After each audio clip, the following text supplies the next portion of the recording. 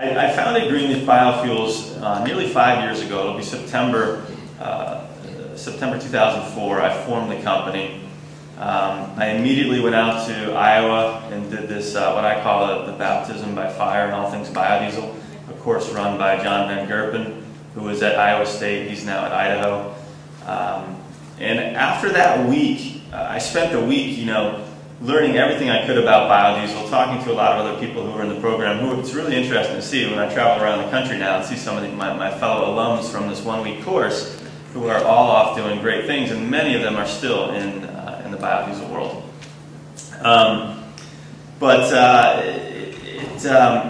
I kind of wavered between, gosh, do I start as a distribution company? Do I start as a manufacturer? Do I start making biodiesel in my barn? Or do I have to build a 30 million gallon a year plant? All these thoughts. And so really what I got out of that week was, boy, you got to spend some time figuring out how to start this business. And so I spent nearly a year figuring out how to start a biodiesel business. And my end game right from the beginning was to build a biodiesel plant in Connecticut. But I realized that a good starting point was to become a distributor. So in 2006, we started distributing biodiesel in Connecticut in its pure form, and we sell both on the wholesale and the retail level. So we sell to companies who are blending biodiesel and making B5 to B20 blends, and selling diesel fuel, off-road diesel, and heating oil.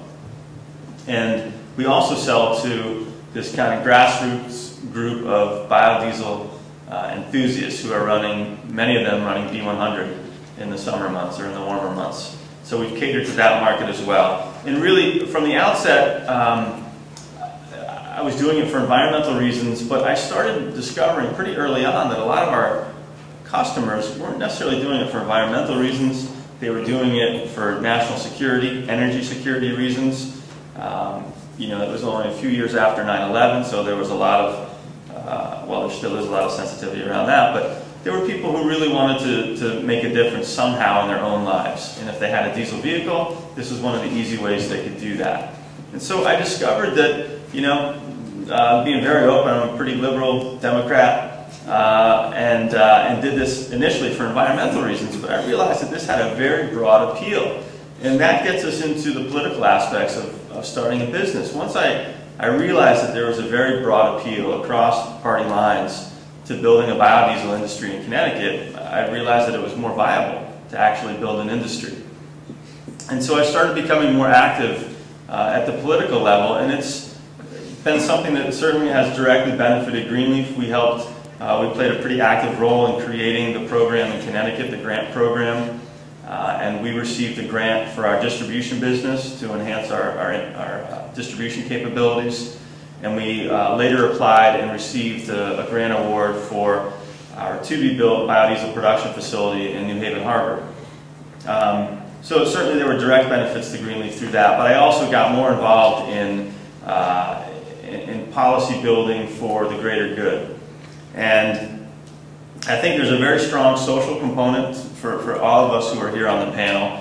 We're doing this for reasons beyond our own self-interest. We do believe that it's going to make a difference, whether we're talking about cleaner air, cleaner water, a safer environment for our kids to grow up in. And so there is a sense of social responsibility.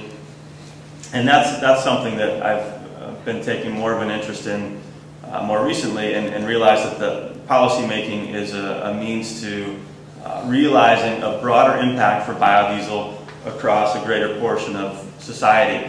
And to that end, Bob will tell you now that we're actually in the throes of creating a biodiesel mandate in Connecticut.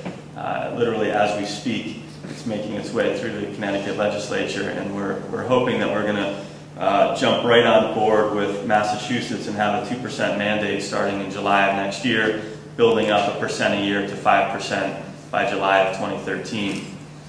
So that's one of the areas in which I think government policy does make a lot of sense in helping build a base for the industry to build upon, and also providing a kind of broader access to biodiesel and really distributing the benefits of biodiesel for everybody who lives in the Northeast.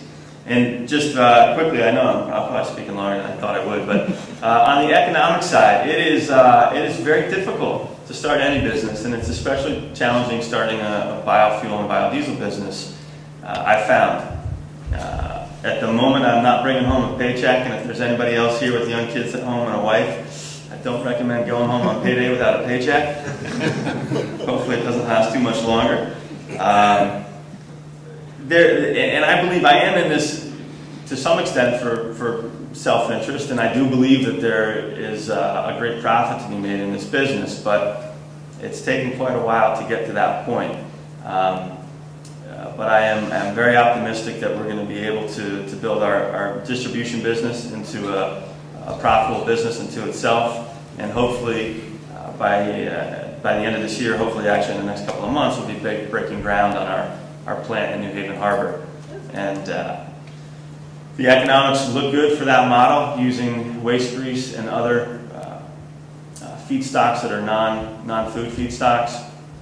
And again, we're hopeful that not only does Greenleaf become a successful biodiesel business, but that we build an industry here in the Northeast that supports all the companies that are here today and many more. And I'm sure there are some other biodiesel companies in the audience and perhaps some prospective biodiesel entrepreneurs, and I just give you a word of caution that it's a lot of hard work. It'll take a little longer than you think and probably cost more than you imagine.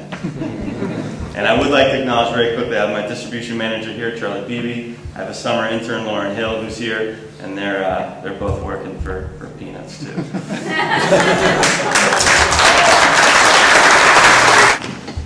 Thank you, Gus. Okay, let me just get the notes here. Our next panelist is Richard Hosley, Jr., President of Hale Hill Biofuels. And I'm going to let Richard get up here and give it a shot.